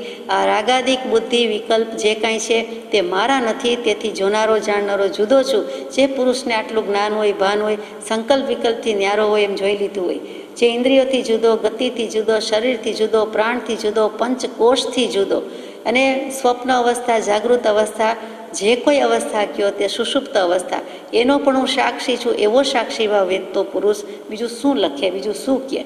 તો કે અમે તો જુદા જ છીએ. તેમ છતાં આત્મા મૂંઝાય છે. કેમ મૂંઝાય? એટલે આપણે કહીએ છીએ વ્યથા, ગભરામણ, અકળામણ એમ નહીં, પણ મૂંઝાય એટલે કેવી? તો કે આ મોહાશક્તિ છે સર્વ પ્રકારની, અને એનાથી મૂંઝાવું છું. અને મૂંઝાઈને હું મોક્ષ માર્ગને વિશે જ એક યત્ન કરું છું. હું ઉપાદાન બળવાન, અને આ તો નિમિત્ત છે, સંયોગરૂપ સંબંધ છે, સંયોગ રૂપે હાજર થયેલી પરદ્રવ્ય, પર વસ્તુ છે. હું ઉપાદાન જબરું, બળવાન, મને એમાં કોઈ રસ નથી. હું એથી જુદો છું, ન્યારો છું. એટલે તે અર્થમાં આત્મા મૂંઝાય છે. જીવન રહિત થવાની, દેહત્યાગ કરવાની દુઃખ સ્થિતિ કરતાં તે વેળા ભયંકર સ્થિતિ થઈ પડે છે. પ્રાણ રહિત, જીવન રહિત એટલે જ્યારે દેહ છૂટે છે, પ્રાણ છૂટે છે, એ જીવન રહિત કહીએ છીએ. તે એટલે કે મરણ કેવું છે? તો મરણ વખતનું દુઃખ, દેહ ત્યાગ વખતનું દુઃખ, એના કરતાં પણ ભયંકર સ્થિતિ આ પ્રસંગમાં, આવા સમયે લાગે છે. આ સંસાર સુખ શું ભોગવ્યું? આ કેટલો વૈરાગ્ય છે, પરમ વૈરાગ્ય છે. એ જુગુપ્સિત હતો એમ જૂઠાબાઈને કહે છે કે સંસાર પ્રત્યે પરમ જુગુપ્સિત હતો. એ પરમ જુગુપ્સિત જેને કહે છે એ પોતે કેવા હોય? તો કે વૈરાગી હતા, વિતરાગી હતા. તો એમને ત્યારે એમ થઈ જાય છે કે ગર્ભ કરતાં જન્મનું અનંત દુઃખ, જન્મ કરતાં મરણનું અનંત દુઃખ. તો એના કરતાં પણ ભય ઉપજાવે તેવું અમને લાગે છે કે હવે એકેય ભવ કરવો નથી, હવે એકેય ભવ જોઈતો નથી. ભવ બંધનથી મુક્ત થવાનું છે. આ અનસ્ક્રૂ કર્યું છે, અનવાઇન્ડ કરે છે, રિવાઇન્ડ કરે છે. હવે આ ફિલ્મ ઊંધી ફરે છે. ભવચક્રનો આંટો બીજાને ટળતો નથી, ટાળીઓ ટળતો નથી. કૃપાદેવ બધા જ આંટા ફેરવી નાખે છે, ઊંધા કરે છે. એ 4 ફેરા ફર્યા છે તો ઊંધા ફર્યા છે. એટલે કે ભવચક્રના પરિભ્રમણના આંટા ઉકેલતા ગયા છે. તો ભયંકર સ્થિતિ લાગે છે. પણ એવું જાજો વખત રહેતું નથી. જરાક વાર રહે છે, જાજો વખત રહેતું નથી. અને જો વધારે વખત એવું રહેશે તો ખચિત દેહ ત્યાગ કરીશ, તો હું ચોક્કસ દેહ ત્યાગ કરી દઈશ. એટલે દેહ ત્યાગ એટલે પાછું આપણને એમ થાય કે શું આપઘાત કરે? એમ તો બને જ નહીં. આત્મઘાતી મહાપાપી એ તો હોઈ શકે જ નહીં. અને આત્માને તો આમ પણ કોઈ ઘાત કરી શકતું નથી. આત્મા તો અજર અમર વિનાશી છે, એટલે એ તો છે નહીં. તો દેહ ત્યાગ કરીશ એટલે શું? તો કે દેહ ભાવનો ત્યાગ કરીશ, કે હું દેહ ટકાવીશ નહીં. એટલે દેહ જોઈતો જ નથી. દેહ પરમાર્થ સિવાયનો દેહ ગમતો જ નથી. કોઈનોય પરમાર્થ સિવાયનો દેહ ગમતો જ નથી ને, એમ પોતે જ એક પત્રમાં લખ્યું છે. પણ અસમાધિથી નહીં પ્રવર્તું એવી અત્યાર સુધીની પ્રતિજ્ઞા કાયમ ચાલી આવી છે કે રહેવું તો સમાધિ ભાવથી રહીશ, નહીં રહેવાય તો દેહ ત્યાગ કરીશ. એટલે ખુમારી છે કે હવે મારે જીવવું જ નથી, હવે મારે કરવું જ નથી, હવે મારે ટકવું જ નથી, આ તો ભણવું જ નથી, આ તો શીખવું જ નથી, જે ગામ જવું નહીં એના ખબર શું પૂછવા, એની જાણકારી શું મેળવવી, સંસારમાં જવું નથી તો બીજા ભવ કે બીજા દેહ કે બીજાની વાત જ શું હોય? તો કે દેહ ત્યાગ કરીશ. એટલે એટલી ખુમારીપૂર્વક કહેવાયેલા વચન છે. ભાવના, દૃઢ ભાવના દર્શાવી દીધી છે, અને જેવી જેની ભાવના તેવી તેને સિદ્ધિ મળે જ મળે. યાદૃશી યસ્ય ભાવનાર સિદ્ધિર ભવતી તાદૃશી. ભાવના પ્રમાણે સિદ્ધિ મળે, ફળ મળે. તો અસમાધિ નથી, મેં સમાધિ ભાવ રાખ્યો છે, ટકાવ્યો છે, અને હવે અસમાધિથી તો નહીં જ પ્રવર્તું. આત્મપરિણામના અસ્વસ્થ થવા નહીં દઉં, ક્ષેમ કુશળતાથી જ પ્રવર્તીશ, એવી અત્યાર સુધીની પ્રતિજ્ઞા હજુ તો કાયમ ચાલી આવી છે. પોતે જ લખી દીધું કે હું કાંઈ એમ નહીં માનતા કે મેં વિવેકને ગૌણ કરી દીધો છે એટલે હું પડી ગયો કે પતિત થઈ ગયો કે જતું રહ્યું. આ લોકો તો તરત જ પાછા અર્થઘટન કરી નાખે. આપણને તો વાર જ નથી. સર્ટિફિકેટ આપવામાં તો આપણે હોશિયાર જ છીએ, કાંઈ જાણીએ નહીં, અને છતાં ભગવાને શીખવાડ્યું, મંગલાચરણમાં મુકાવ્યું કે ઉપમા આપ્યાની જેને તમારા કવિતે વ્યર્થ, આપવાથી નિજ મતિ મપાઈ મેં માની છે. તેમ છતાં આપણાથી વિચાર થઈ જાય, વાણી યોગમાં ન આવે તો પણ મનોમન કંઈ થઈ જાય, એ ન થાય એટલે જાણે કૃપાળુદેવે કહી દીધું છે કે હું આ સ્થિતિમાં છું, મારી પ્રતિજ્ઞા મેં ટકાવી છે, કાયમ ચાલી આવી છે કે હું વર્તીશ તો સમાધિ ભાવમાં વર્તીશ, અસમાધિથી નહીં પ્રવર્તું. કેવી કુમારી છે! આમ તો નહીં જ કરું. અમે ન હોવા બરાબર છે. જે પુરુષ પાછળથી લખે છે કે સિદ્ધ ન થાય શું, અશરીરી ભાવ જો નથી એમ માનો તો અમે આ કાળમાં જન્મ્યા નથી કે અમે ન હોવા બરાબર છીએ. આવા પુરુષની શું વાત કરીએ! ધન્ય છે તે પુરુષ. અને નિમિત્ત ઉપાદાનની વાત આવે એટલે તરત જ પાછું કહી દીધું કે વ્યવહાર કાળ. આગલા પત્રમાં આવ્યું હતું કે અમુક કાળ વ્યવહાર કાળ, અમુક વખત તત્સંબંધી કાળ, અમુક વખત નિદ્રા કાળ વગેરે વગેરે, અને અમુક સમય પૂર્વિત કર્મોદય કાળ પ્રમાણે વિચરીશું. તો ત્યાં શું આવ્યું, કયા શબ્દો આવ્યા છે કે જે પૂર્વિત કર્મોદય આવી ગયો, આમાં આવી ગયો. વ્યવહાર મૂક્યો. વ્યવહાર શું, તો જેવું નિમિત્ત બોલીએ એટલે વ્યવહાર જ થયો ને. ત્યાં નિશ્ચય ક્યાં આવ્યો? નિશ્ચય કહીએ ત્યારે ઉપાદાન છે, ઉપાદાન કહીએ ત્યારે નિશ્ચય છે, અને આ બધી માથાકૂટ શરૂ થાય, કડાકૂટ શરૂ થાય, આદિવ્યાધિ ઉપાધિ એ વ્યવહાર છે, તે નિમિત્ત છે. તો નિમિત્ત રૂપે વ્યવહાર એટલે તરત જ ઉપાદાન નિમિત્તનો કોન્સેપ્ટ ક્લિયર થઈ જાય છે. એ નિમિત્તમાં વ્યાપાર છે, વ્યવસાય છે, પરિવાર છે, લાઈફ પાર્ટનર છે, યુવાવાસ્થા છે, દયા છે, વિકાર છે, સંગભાવ છે, અને ઉદય છે. આપણે જે પત્રમાં બોલીએ છીએ કે હે સંગ ઉદય, હે વચન વર્ગણા, તમે શા માટે અંતરાય કરો છો? હે મોહ દયા. એ જ શબ્દો અહીંયા છે કે મોહાચ્છાદિત દશાથી વિવેક ન થાય, પણ મોહ દયા મારે રાખવી નથી. કુટુંબનો, પરિવારનો બધા પ્રત્યે ફરજ છે, એને મોહ દયા કહેવાય. તો કે જ્ઞાની પુરુષ જાગૃતિ રાખે, ઉપયોગ જાગૃત ઉપયોગ હોય, જાગૃત સ્વભાવને ભજે, પરમ જાગૃત સ્વભાવને ભજે, અપ્રમત્ત દશાને પામતા કેવલ જ્ઞાન સુધી, મોક્ષ સુધીનો પુરુષાર્થ કરી જાય. બીજાના ગજા નથી, બીજાને ફાંફા પડે એટલે ત્યાં જ્ઞાની અજ્ઞાનીનું ઓળખાણ અગત્યનું થઈ જાય છે. આપણને સામાન્યપણે ગમે તેને સંત, જ્ઞાની, સત્પુરુષ કહી દેવાની ટેવ છે. હકીકત જુદી છે. વિરલા પુરુષો થાય છે એવો આ કાળ છે, એમાં ગમે તેને કેમ કહી શકાય? એટલે હાથણી ગમે ત્યાં કળશ ઢોળે તે ચાલે, આપણે ઢોળી દઈએ તે આપણને પોસાય નહીં. આપણે એના કરતાં તો હાથણી કરતાં ભલે બુદ્ધિ બળનું પ્રતીક છે હાથી, તેમ છતાં મનુષ્યત્વ હોવાથી કંઈક વિશેષ છે, અને સ્વરૂપનો નિશ્ચય થવામાં જીવની અનાદિથી ભૂલ થતી આવી છે. ઉપયોગ ચૂકી જાય છે, જીવની મૂળભૂત બીજભૂત ભૂલ છે.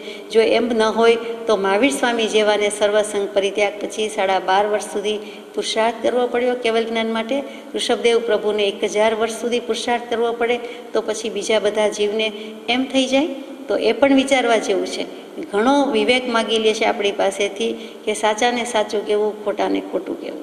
સમદર્શિતાનો અર્થ પણ એ છે કે સાચાને સાચું કહેવું. બધા સારા, બધા સાચા, બધા ખોટા એમ કદી હોઈ શકે નહીં. જ્યાં સાચું છે ત્યાં સાચું છે. અસત પ્રવૃત્તિ તો સત્પ્રવૃત્તિ, સત્પુરુષ તો સત્પુરુષ, અસત્પુરુષ તો અસત્પુરુષ. કોઈ જીવ એમ કહેવાનો નથી કે અમે અસત્સંગ કરવા જઈએ છીએ, પણ જીવને મહાત્મા પ્રત્યે મોહ ન આવ્યો અને સત્સંગનું જ ઓળખાણ પડતું નથી. અહીંયા આ પત્ર પૂરો થાય છે. કૃપાળુદેવની કોઈ પણ દશાને નમસ્કાર છે, સમય સમયના નમસ્કાર છે. ગૃહસ્થ દશામાં, યોગ દશા, મોક્ષ દશા, શ્રી કૃષ્ણ પરમાત્માને પણ એવી જ વાત લાગુ પડે કે ક્ષાયિક સંકેતના ધણી હોય અને એની ગમે તે ચેષ્ટાચર્યા હોય, પણ તેને ધન્યવાદ કીધો છે, નમસ્કાર કીધો છે કે તે અલિપ્ત ભાવ રહેવો, તે નિર્લેપ ભાવે રહેવું એ વિવેકીનું કર્તવ્ય છે. 123મા પાઠમાં કે 2-3 જ વસ્તુ મૂકી છે. સંકલ્પ વિકલ્પથી રહિત થવું એ મહાવીરનો માર્ગ છે. ધર્મ ધ્યાન લક્ષ્યાર્થથી થાય એ આત્મહિતનો રસ્તો છે, અને અલિપ્ત ભાવમાં રહેવું એ વિવેકીનું કર્તવ્ય છે. આ વિવેકનો જ પાઠ છે અને આપણને સમજાવી દીધો છે. તો એવા પુરુષને ફરી ફરી નમસ્કાર છે. પત્રાંક 114. મોરબી, અષાઢ સુદ ચોથ, ગુરુ વિક્રમ સંવત 1946, તારીખ 19/6/1890. પત્ર બહુ જ નાનો છે. મોરબીનો નિવાસ વ્યવહારનયે પણ અસ્થિર હોવાથી ઉત્તર પાઠવી શકાય તેમ નહોતું. પરમ પૂજ્ય શ્રી જુઠાભાઈને લખાયેલો આ છેલ્લો પત્ર છે. તમારા પ્રશસ્ત ભાવ માટે આનંદ થાય છે. ઉત્તરોત્તર એ ભાવ તમને સત્ફળદાયક થાવો. ઉત્તમ નિયમ અનુસાર અને ધર્મ ધ્યાન પ્રશસ્ત વર્તન કરજો એ મારી વારંવાર મુખ્ય ભલામણ છે. શુદ્ધ ભાવની શ્રેણીને વિસ્મૃત નથી કરતા એ એક આનંદ કથા છે. પત્ર પૂરો થાય છે. જુઠાભાઈ કોણ? અમદાવાદ નગરીના શ્રેષ્ઠીવર્ય, અને એ વખતે ઉંમરમાં તો કે બંને લગભગ સમવયસ્ક. જુઠાભાઈ પરમ કૃપાળદેવ કરતાં બરાબર 1 વર્ષ મોટા હતા, પણ બધા 19, 20, 21 વર્ષના, હવે 22 વર્ષના ગણો તો. અને 3, 3.5 વર્ષમાં તો 3, 3.5 પગલાં ભરીને વિરાટ ભગીરથ કામ કરી દીધું, બલિરાજાની જેમ જાણે કે. તો એટલા વર્ષનો જ સત્સંગ છે. અને આ છેલ્લો પત્ર છે એ પરમ પૂજ્ય જુઠાભાઈ થી જ વચનામૃતજીના શ્રી ગણેશ મંડાયા કહીએ તો ચાલે, કેમ કે અંબાલાલભાઈને પણ પ્રેરણા કરી હોય તો એ જુઠાભાઈ થકી થઈ છે. વિક્રમ સંવત 1946માં જ પ્રભુ શ્રીજી સૌભાગભાઈ અને અંબાલાલભાઈનું ઓળખાણ થયું છે. ત્યાં સુધી હજી મોરબીના અને અમદાવાદના કોઈક મુમુક્ષુની જ ઓળખાણ છે. એમાં જુઠાભાઈ જેવાએ જલ્દી ઝડપથી આયુષ્ય પૂરું થતું હતું અને ઝડપી લીધા છે. કૃપાળદેવને જડી દીધા છે તે જુઠાભાઈ છે. એનું નામ જ જુઠાભાઈ, બાકી સત્યપરાયણ હતું. જે કૃપાળદેવે કીધું છે તેમને પત્ર લખ્યો છે કે મોરબીનો નિવાસ વ્યવહારનયે પણ અસ્થિર હોવાથી મેં જવાબ આપી શક્યો નહોતો, ઉત્તર પાઠવી શકાય એમ નહોતું કે હું મોરબી ક્યાં સુધી છું અથવા ક્યારે પસાર થવાનો છું, અમદાવાદ થવાનો છું, જવાનો છું કે મુંબઈથી નીકળું છું, કે જે કાંઈ કહેવાનું હોય તે હું લખી શક્યો નહોતો. તમારા પ્રશસ્ત ભાવ માટે આનંદ થાય છે. કયો પ્રશસ્ત ભાવ છે? કૃપાળદેવે કહ્યું છે કે તમે કોઈ બીજા ગુરુને શોધો કે કરો, અમારા ઉપર શું પ્રેમ પ્રીતિ રાખો છો? હું તો ગૃહસ્થ કહેવાઉં, સંસારી કહેવાઉં, એમ કરીને અમે ગુરુ થતા નથી, એમ ઘણો બધો ભાવ મૂક્યો છે, ભાર મૂક્યો છે. તેમ છતાં જુઠાભાઈને પૂર્વભવના સંબંધ હોવાથી કૃપાળદેવ પ્રત્યે પ્રશસ્ત રાગ અને ભાવ રહ્યા જ કરે છે. એક તો આ ધર્મ પિતા છે, ધર્મ મિત્ર છે, મોક્ષનો માર્ગ બતાવે તે મિત્ર, અને અમારો પરમ મિત્ર છે, દોસ્ત છે, મને મોક્ષે લઈ જ જશે એવી પૂરી પ્રતીતિ આવી ગઈ છે. અને સાથે સાથે પૂર્વભવના સંબંધથી કોઈક ભવમાં પત્નીશ્રી હતા જુઠાભાઈ, પરમ કૃપાળદેવ વચ્ચે સંબંધ હતો. તો જુઠાભાઈને એના વશાત કેટલાક ભાવો રહ્યા જ કરે છે, શુભ ભાવ રહ્યા જ કરે છે. તે કૃપાળદેવે આવી માંદગીમાં નાદુરસ્ત અવસ્થામાં પણ કઢાવ્યા છે. આ છેવટની વાતો છે, આ છેલ્લો પત્ર છે. તો કે તમારા પ્રશસ્ત ભાવ માટે આનંદ થાય છે.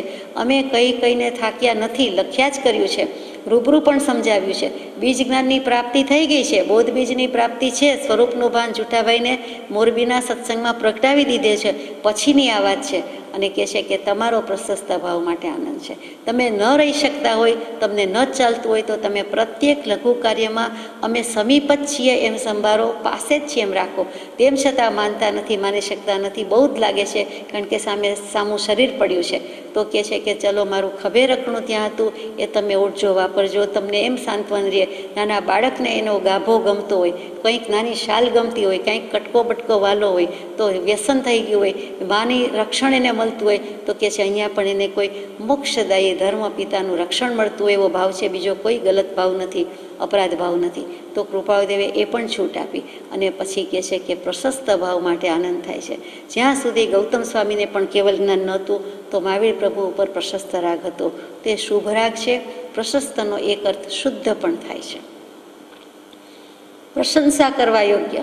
કે જે પ્રશસ્ત રાગ છેવટની વાત બતાવી દે, છેવટની ચાવી બતાવી દે, સંપૂર્ણ પરિપૂર્ણ લોકાલોક પ્રકાશક જ્ઞાન આપી દે, કેવલ જ્ઞાન પ્રકાશિત કરી દે, ખરેખર તો પોતે જ પોતાનું પ્રગટાવવાનું છે. એ ત્યાં પાછી ઉપાદાન નિમિત્તની જ વાત આવી. તો પણ જે નિમિત્ત રૂપે પણ કંઈક કરી શકીએ છીએ અથવા એવો આરોપ કરીએ છીએ તેવા પરમ કૃપાળદેવ તેમને મળ્યા છે અને કહે છે કે તમે પ્રશસ્ત ભાવ રાખજો. પ્રશસ્ત ભાવ માટે આનંદ થાય છે. એટલે તેવા શુદ્ધ ભાવમાં આવી ગયા છે, શુભમાંથી શુદ્ધમાં જાણે આવી ગયા છે, એટલે પ્રશસ્ત ભાવ છે. ઉત્તરોત્તર એ ભાવ તમને સત્ફળદાયક થાવો. ક્રમે કરીને ધીમે ધીમે ઉત્તરોત્તર ઉત્તર એટલે મુખ્ય, પણ ગૌણપણે હોય તો મુખ્ય મુખ્ય થતાં જતાં ઉત્તર એટલે શ્રેષ્ઠ, અને ઉત્તર એટલે ધીમે ધીમે ઉત્તરોત્તર કહીએ. તે બધા અર્થ બેસે છે કે તમને સત્ફળદાયક થાવ. સત્ફળ તો જગતમાં એક જ છે, સતનું ફળ, સત નામનું ફળ, આત્માના અસ્તિત્વનું ફળ. વૃક્ષ આત્મા અને એના અસ્તિત્વનું ફળ, એમાં ફળ લાગે તે અસ્તિત્વ ભાવ, પોતે પોતાને જાણી લે, પોતાના હોવાપણાનો સંપૂર્ણ અહેસાસ, સંપૂર્ણ પ્રતીતિ, એનું નામ આત્મા છે. બોલવા પૂરતું, કહેવા પૂરતું, નામ પૂરતું, ગાવા પૂરતું નહીં, લખવા પૂરતું નહીં, પણ આત્મા થઈને આત્મા બોલે ત્યારે કહેવાય કે હું આત્મા છું. આત્મા થઈને આત્મા લખે ત્યારે કે હું આત્મા છું. તો એવી રીતે સત્ફળદાયક મોક્ષનું ફળ, બીજું શું? ઉત્તમમાં ઉત્તમ ફળ નાળિયેર, અને ઉત્તમમાં ઉત્તમ ફળ આંબો. તો આંબો એટલે ત્યાં શું કહ્યું? તો કે મોક્ષ સહકારવાલા કહીએ છીએ તે. રૂડો માસ કારતકને વસંત ફળી વનરાજી રે, પછી રાયણને સહકારવાલા પૂજામાં ગાઈએ છીએ, પંચકલ્યાણક પૂજામાં ગાઈએ છીએ. તો રાયણ વૃક્ષનો મહિમા ઋષભદેવ પ્રભુ વખતનો. સહકાર એટલે કોઓપરેશન નથી કહેવું, સહકાર એટલે આંબો, આમ્રવૃક્ષ. તો કે રાયણ અને આમ્રવૃક્ષવાળા એ ભગવાન. તો શું કામ? તો કે ચૈત્ય વૃક્ષના નામ છે. કોઈ તીર્થંકર દેવને રાયણ વૃક્ષ નીચે થાય, કોઈકને આમ્રવૃક્ષ નીચે થાય, કોઈકને આંબળાના વૃક્ષ નીચે થાય, વગેરે વગેરે. તો ત્યાં સહકાર લઈ લીધો, આંબો લઈ લીધો. અહીંયા સત્ફળ, તમને તમારું અસ્તિત્વનું ભાન થઈ જાય, ભાસ થઈ જાય, ભાવભાષણ થઈ જાય, જે નિશ્ચય સમ્યક દર્શન થઈ જાય, આત્મ અનુભવ થઈ જાય, એ તો બોધબીજ થયું. પણ પછી છેવટનું જે છે મોક્ષનું ફળ છે તે તમને થાવ. કેટલો સુંદર આશીર્વાદ કૃપાળદેવે જુઠાવીને પાઠવી દીધો કે ઉત્તરોત્તર એ ભાવ તમને સત્ફળદાયક થાવ. કર વિચાર તો પામ, તો હજી કંઈક અસ્પષ્ટ આશીર્વાદ લાગે. આ તો પ્રચ્છન્ન નથી, છન્ન પ્રચ્છન્ન નથી, સીધો જ મૂકી દીધો છે, શુભેચ્છા જ કહી દી છે. આપણે શુભેચ્છા કહીએ છીએ તે શુભેચ્છાથી શૈલેષીકરણ સુધીની પ્રક્રિયા સુધી જવાનું છે, આત્મજ્ઞાનની 7 ભૂમિકા સુધી જવાનું છે. તો અહીંયા આ શુભેચ્છા, અહીંયા તો શુભેચ્છા તો ક્યારની પ્રાપ્ત છે જૂઠાભાઈને. આપણે જેને ગુડ વિશીસ, બેસ્ટ વિશીસ કહીએ છીએ એ તો ક્યારની પ્રાપ્ત થઈ ગઈ છે. પછી છેવટનું પ્રાપ્ત થાય એટલા માટેના આશીર્વાદ આપી દીધા કે તમને ભલે ઉત્તરોત્તર, પણ એ ભાવ તમને સત્ફળદાયક થાવ. કયો ભાવ? તો કે પ્રશસ્ત ભાવ, શુભ ભાવ, શુદ્ધ ભાવ. શુભ ભાવ વડે મને શુદ્ધ કરો. નવકાર મહાપદ ને સમરો, સહજાત્મ સ્વરૂપ ને સમરો. ત્યાં સહજાત્મ સ્વરૂપ જ બોલાતું કે સહજાત્મ પદ, કેમ કે નવકાર મંત્ર અને સહજાત્મ સ્વરૂપ મંત્રમાં કોઈ ભેદ નથી. જે કરવું છે તે આત્માએ સર્વ વિભાવતી પરભાવતી રહિત એવું શુદ્ધ આત્મ સ્વરૂપ જ પ્રગટાવવું છે, એનું જ ભાન કરવાનું છે. તો એ સત્ફળદાયક થાવ. પછી આગળ સુંદર લખ્યું છે, ઉત્તમ નિયમ અનુસાર અને ધર્મ ધ્યાન પ્રશસ્ત વર્તન કરજો, એ મારી વારંવાર મુખ્ય ભલામણ છે. ભલું થાય તેવી શિખામણ, તેનું નામ ભલામણ. ભલું, રૂડું, ભલું ને રૂડું તો એક જ વાત છે. મુમુક્ષુ તો જે રૂડું હોય તે જ આચરે. જગતને રૂડું દેખાડવા જીવે અનંતિવાર પ્રયત્ન કર્યું, પણ તેથી રૂડું થયું નહીં. પણ મુમુક્ષુ તો રૂડું હોય તે જ આચરે. એટલે રૂડું, ભલું, ભલી દૃષ્ટિ, મુનિ સમાગમના પાઠમાં અપક્ષપાતવાળી દૃષ્ટિ, સારા સારના વિવેકવાળી દૃષ્ટિ, સાદી ભાષામાં સીધી રીતે સમ્યક દૃષ્ટિ. તે જેમ નવ સિદ્ધાંત, નવસરા સિદ્ધાંતનો નવસરો હાર મૂક્યો છે, તેમ અહીંયા પણ કહી દીધું કે ઉત્તમ નિયમ અનુસાર અને ધર્મ ધ્યાન પ્રશસ્ત વર્તન કરજો. ઉત્તમ નિયમ શું? એક તો નિયમ શું? એક ભેદે નિયમ એ જ આ જગતનો પ્રવર્તક છે. સમ્યક દર્શન, સમ્યક જ્ઞાન, સમ્યક ચારિત્ર, રત્નત્રય એમાં રહેવું એ પણ નિયમ છે.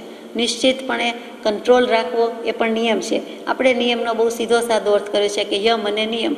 તો થોડા સમય પૂરતેના જે કંઈ વ્રત નિયમ પછખાણ તે નિયમ, અને આજીવન હોય તેને યમ કહી દીધા. અહીંયા એથી પણ અધિક કેવું છે. પછી શૌચ, સંતોષ ને તપ, ભલું, 8 દૃષ્ટિની સજાઈમાં 5 ભેદે કહીએ તે પણ નિયમ છે. અહીંયા શું છે? તો કે ઉત્તમ નિયમ છે. ઉત્તમ, તમ, તમસ, અંધકાર, અને એવું ઉન્મૂલન. એટલે અંધકારનું, મિથ્યાત્વ, અજ્ઞાનરૂપી અંધકારનું ઉન્મૂલન કરી નાખે છે, તેનું નામ ઉત્તમ. એટલે કે આત્મભાવને પામે તેનું નામ ઉત્તમ, અર્થાત સમ્યક દર્શન, મિથ્યાત્વનું ઉન્મૂલન. રાગ, દ્વેષ, અજ્ઞાનની ગ્રંથિને તોડી ફોડીને ફેંકી દે ગ્રંથિભેદ, તો એ ઉત્તમ. તો આત્મધર્મ કે આત્મભાવ એનું નામ ઉત્તમ. ઉત્તમ નિયમ એટલે તો ચોક્કસ થઈ ગયું. ઉત્તમ એટલે શ્રેષ્ઠ કહી દઈએ, ધ બેસ્ટ કહી દઈએ. પણ ઉત્તમ શું?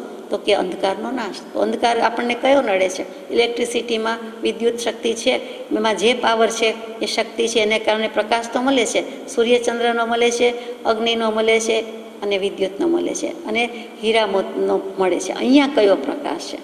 મીણબત્તી, ફાનસ, બેટરી, ટોર્ચ બધું તો આવી જ ગયું. અહીંયા કયો પ્રકાશ છે? સ્વપર પ્રકાશક. એવી ચૈતન્ય સત્તાનો પ્રત્યક્ષ ગુણ જેને વિશે છે તેવું આત્મા હોવાનું પ્રમાણ છે. તો ઉત્તમ નિયમ અનુસાર એટલે તમે આત્મભાવમાં રહો, આત્મધર્મમાં રહો અને ધર્મ ધ્યાન પ્રશસ્ત વર્તન કરજો. જેમાં ધર્મ ધ્યાન જ રહેલું છે, આર્તરૌદ્ર તો કરવાના નથી. અને એક જીવ કરતો હોય છે તો એમાં ભગંદરનું ઓપરેશન થયું છે એવા જૂઠાભાઈ છે, રૂજ આવી નથી. અને ઘા ઉપર ઘા છે. અને બધાની ચિંતા કરતા હોય, વિકલ્પ કરતા હોય કે આ ઉગરીબેનનું શું થશે, પોતાની શી ઉંમર, પત્નીશ્રીની શું ઉંમર, પરિવારમાં મોટા ભાઈ જયસંગભાઈ પણ ત્યારે થોડા 70, 80, 85ના છે, 5 વર્ષ એ મોટા હોય, એ બધો જ વિચાર આવતો હોય તો કે એ બધા વિકલ્પમાંથી બહાર નીકળી ગયા છે, આત્મભાવનું ભાન કરી દીધું છે. હવે તમારે ધર્મ ધ્યાન સિવાય કોઈ સંભવે નહીં. આમ પણ ધર્મ ધ્યાન સિવાય કંઈ કરવાનું છે નહીં. છેલ્લે શુક્લ ધ્યાનની વાત મૂકે છે. તો ધર્મ ધ્યાન તો કરવાનું છે છો, એમાં પ્રશસ્ત વર્તન કરજો. કોઈના માટે ક્યાંય ખરાબ લાગે તેવું, અંતઃકરણ દુભાય એવું કોઈ પણ વાણી વ્યવહાર વર્તન કરશો નહીં. મુરબ્બીઓ હોય, વડીલો હોય, એની પાસે આજ્ઞાંકિત રહેવાની જ એમણે બોધ આપ્યો છે. ભાઈ છો તો એમ જ હોય એમ નથી કીધું. નાના છો અને વ્યવહાર સાચવવાનો છે એટલે વ્યવહાર વિનય માટે પણ કૃપાળુદેવે ખૂબ જ પ્રેરણા આપી છે. એ આપણે સમજવા જેવું છે. ત્યાં સંપ વધે, શાંતિ વધે એવા ભાવ રાખ્યા છે. ત્યાંથી તોડી ફોડીને ફેંકી દો એવું કીધું નથી કે આત્માનું કરી લ્યો અને બીજા બધાનું જે થાય તેવું નથી. ધર્મ ધ્યાન પ્રશસ્ત વર્તન કરજો. ધર્મ ધ્યાનના 4 પાયા, 4 આલંબન, 4 રુચિ, બધું 16 ભેદે કીધું છે. જે 16 ભેદને વેદાંત દર્શને એક જ વાક્યમાં કીધું કે આત્માને શ્રવણ કરવો, આત્માને મનન કરવું, આત્માને નિધિધ્યાસન કરવું. યાજ્ઞવલ્ક્ય અને મૈત્રેયી વચ્ચેના સંવાદમાં આવે તે એટલું બધું યથાર્થ નિરૂપણ વિગતમાં આપ્યું નથી જેટલું જૈન દર્શને મોક્ષમાળાના પાઠમાં પરમ કૃપાળુદેવે ધર્મ ધ્યાન વિશેના પાઠમાં 16 ભેદ મૂકી દીધા છે. તો એ 4 આલંબન, પાયા, રુચિ બધું છે શું? આપણે એનો વિચાર કર્યો છે. એમાં 4 ભાવના પણ આવી ગઈ કે બધું જ અનિત્ય છે. એકત્વ આત્મા એકલો જ છે, એકલો જશે. અને અન્યત્વ ભાવના મૂકી અને અશરણ ભાવના મૂકી. તમારી તબિયત પણ શરીરમાં વ્યાધિ પ્રત્યક્ષ થાય તે કોઈ અન્ય લઈ ના શકાય. કોઈ લઈ શકતું નથી, હું પણ કાંઈ કરી શકતો નથી. છતાં મને બાજુમાં સમીપ રાખીને પ્રશસ્ત વર્તન કરજો. ધર્મ ધ્યાનમાં જે કાયોત્સર કરીએ છીએ, આજ્ઞા વિજય, અવાગ વિજય, વિવાગ વિજય, સંઠાણ વિજય, તો લોક પુરુષનો વિચાર કરજો. 107મો પત્ર હમણાં જ લખ્યો છે, આ 113મો વંચાય છે કે લોક પુરુષમાં શું છે તો કે આત્માના જ્ઞાન દર્શન ગુણ છે અને જ્ઞાન દર્શન ઉપયોગ છે. એનાથી જ બધું છે, એનાથી જ જીવન છે. તે જીવન રહિત આપણે થઈ શકતા નથી. ઉપયોગ સાથે જ છે. તો 37મા પત્રમાં કીધું હતું તે જ કે ધર્મ ધ્યાનમાં ઉપયોગ રાખજો, આત્મભાવમાં સઘળું રાખજો. એ આત્મભાવમાં સઘળું રાખજો 37મા પત્રની વાત છેલ્લા પત્રમાં પણ એ જ મૂકે છે. મૂકવાની રીત જુદી છે કે એ ધર્મ ધ્યાન પ્રશસ્ત વર્તન કરજો. જે ધર્મ ધ્યાનમાં વખણાયું છે, સારું કહેવાયું છે, એમાં વૃત્તિ રાખજો. વર્તન, વૃત્ત એટલે વૃત્તિ, વલણ, વ્યવહાર, આચરણા, ચારિત્ર, ભાવ જે કયો તે તો એમાં રાખજો. એ જ પત્રમાં એમ મૂક્યું છે. ઉપયોગ એ સાધના છે. જ્ઞાન દર્શન એ પણ ઉપયોગ જ કયા. ગુણ થયા પછી એનું પર્યાયમાં પરિણામન એટલે ઉપયોગ થયા. અને એ તો લક્ષણ છે. તો લક્ષ્ય શું છે તો કે આત્મ ઉપયોગમાં રહેવું, સંપૂર્ણપણે આત્મ ઉપયોગમાં રહેવું, શુદ્ધ ઉપયોગમાં રહેવું અને હર સમય એમાં રહેવા એવું કરવું. 48 મિનિટ જો નિર્વાહી એ તો કેવલ જ્ઞાન થઈ જાય છે. તો જેટલું થાય તેટલું પણ તેમાં રહેવું. પ્રશસ્ત વર્તન કરજો. એ સંસ્થાન વિજય લોક સ્વરૂપનો ભાવ પણ કીધો. આ દુઃખ દર્દ થાય તો મારા આગલા કર્મનું સંચિત ફળ છે એટલે ત્યાં વિવાગ વિજય કીધું. અને પહેલામાં પેલું મૂક્યું તે આજ્ઞા વિજય. સત્પુરુષની આજ્ઞાને વારંવાર ચિંતવવી. તે સત્પુરુષ પરમ કૃપાદેવ એની તો એમને દૃઢ શ્રદ્ધા કરી દીધી, માન્યતા કરી દીધી, પ્રતીતિ પૂરી છે.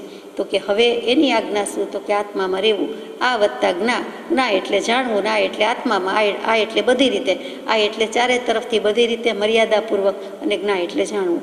આજ્ઞા એટલે જ આત્માને જાણવો. તે પછી એની રીત જે બતાવી હોય તે સ્વભાવમાં રહેવું, વિભાવથી મુકાવવું. એ જીન પ્રવચનની આજ્ઞા છે, મુખ્ય આજ્ઞા છે. મારી વારંવાર મુખ્ય ભલામણ છે. અહીંયા કૃપાળુદેવે આજ્ઞા શબ્દ આ રીતે મૂક્યો. ધર્મ ધ્યાન કીધું એમાં આવી ગયું કે અવાગ આણા વિજયે, અવાગ વિજયે, વિવાગ વિજયે, સંઠાણ વિજય. પછી ધીમેકથી વારંવારની ભલામણ કહી દીધી કે સમય તો નહીં પણ બાર પ્રસંગે અવારનવાર. હજુ તો ક્યાંક ઉપયોગ આડોવડો જાય ત્યાં કે પાછું યાદ કરી દેજો. એટલે વારંવાર શુદ્ધ ભાવની શ્રેણીને વિસ્મૃત નથી કરતા, એ એક આનંદ કથા છે. તમે શુદ્ધ ભાવે તો પહોંચી જ ગયા છો. શુદ્ધ ભાવની શ્રેણી જાણે માંડવાની હોય, એના પગથિયા, નિસરણી, સીડી, એને વિસ્મૃત નથી કરતા, એને તમે ભૂલી જતા નથી. આત્મ સ્વરૂપની શ્રેણીને ભૂલી ન જવું એ નાની સૂની સિદ્ધિ નથી. એટલે સ્વરૂપની પ્રાપ્તિ તો થઈ જ ગઈ, અને શ્રેણીના પગથિયા ભૂલતા નથી, વિસ્મૃત નથી કરતા. ભૂલતા નથી એટલે ચૂકી પણ જતા નથી. સ્વરૂપની પ્રાપ્તિ પછી ચૂકે નહીં એવું એ તો ખાસ છે કે પ્રાપ્તિ થઈ ગઈ સમ્યક દર્શન, પણ એને ચૂકતા નથી અને શ્રેણીને વિસ્મૃત નથી કરતા. એ એક આનંદ કથા છે. આ એક મોટી આનંદની વાર્તા છે. અમારે એક સત્પુરુષને, એટલે કૃપાળુદેવના શબ્દોમાં 76મા પત્રના અનુસંધાનમાં, કે એક સત્પુરુષને રાજી કરવામાં, તેની સર્વ ઈચ્છાને પ્રશંસવામાં સમય ગયો કે જિંદગી ગઈ તો ઉત્કૃષ્ટમાં ઉત્કૃષ્ટ 15મે ભવે અવશ્ય મોક્ષે જઈશ. એ આનંદ આ સત્પુરુષને રાજી રાખવાની વાત છે, આનંદ કથા છે. અને તમે આવું કરી રહ્યા છો કે શુદ્ધ ભાવની શ્રેણીને વિસ્મૃત નથી કરી. અને એ જ વસ્તુ હે પ્રભુમાં આપણને ગવડાવે છે. શુદ્ધ ભાવ મુજમાં નથી સર્વ તુજરૂ, નથી લઘુતા કે દીનતા, શું કહું પરમ સ્વરૂપ, સ્વજાત્મ સ્વરૂપ પરમ ગુરુ.